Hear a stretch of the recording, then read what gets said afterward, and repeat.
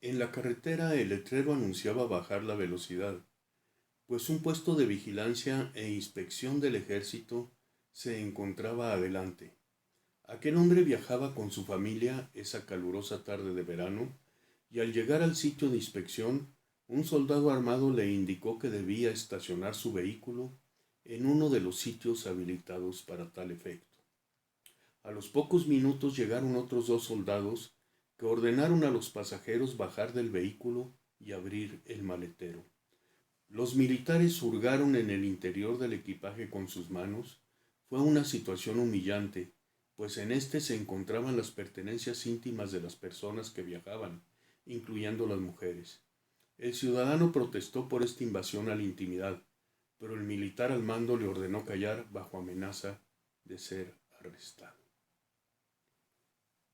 ¿Cuál es el precio que los mexicanos debemos pagar por tener seguridad?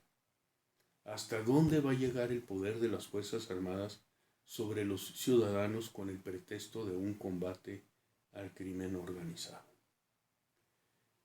Creo que México está pasando una situación de crisis en estos momentos que tiene sus antecedentes en lo que sucedió en 1995, cuando se crea la Ley de Seguridad Pública y en donde se establece que como miembros del Consejo de Seguridad Pública pertenecen los representantes del Ejército y de la Armada. Y con esto se le dio intervención al aspecto de seguridad pública a las Fuerzas Armadas en el país, con un grave deterioro del que voy a hablar en un momento. Pero esta ley fue impugnada por inconstitucional ante la Suprema Corte por diversos eh, parlamentarios de oposición. Pero la Suprema Corte resolvió en el 2006 que la intervención del ejército en el combate al crimen en México no era inconstitucional siempre y cuando actuara bajo las órdenes del Ministerio Público, porque el combate al crimen debe estar bajo las órdenes de la autoridad civil. Y si el ejército actuaba bajo la orden de una autoridad civil, no se podía pensar dice la Suprema Corte en su resolución, que estuviera actuando como una, como una autoridad militar. Pero en el 2006 vino la aplicación tremenda de este criterio de la Suprema Corte en el sexenio de Felipe Calderón, en donde el ejército ya no intervino en forma esporádica cuando se le solicitaba en el combate al crimen, sino que ahora,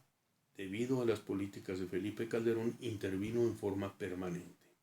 Para los mexicanos, a partir del 2006 y 2007, no fue extraño encontrar, cuando iba uno circulando por la calle,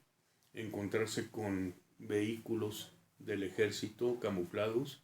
con 3 o 4 hombres fuertemente armados, con los rostros tapados, causando una fuerte impresión. Evidentemente los retenes en todo el país, en donde suceden situaciones como las que mencionaba al principio de esta plática, y lo que ha sucedido es que la violencia en México se multiplicó en forma expansiva con la intervención del ejército en el combate al crimen. Y no solo eso, también las violaciones a derechos humanos, desapariciones forzadas, torturas, ejecuciones, desplazamiento de personas, violaciones a los derechos procesales y de defensa de los individuos y evidentemente lo que ellos llaman daño colateral, gente, civiles muertos por miembros del ejército. Que por cierto, las violaciones del ejército eran juzgadas por los tribunales militares, pero ya en el 2008 la Corte Interamericana de Derechos Humanos emite una resolución que menciona que México tiene incorrecta su legislación y que debe modificarla para que los hechos cometidos por